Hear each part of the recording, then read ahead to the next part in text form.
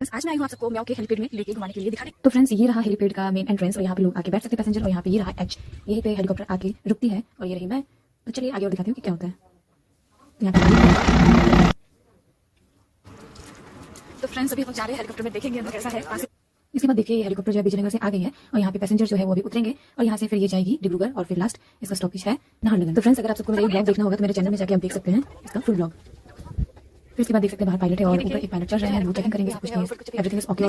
और हम लोग यहाँ पे उसके साथ ही रहते देख रहे थे, जितने भी चीजें उसे ऑब्जर्व कर रहे थे, बहुत ही अच्छा लगा। ये देखिए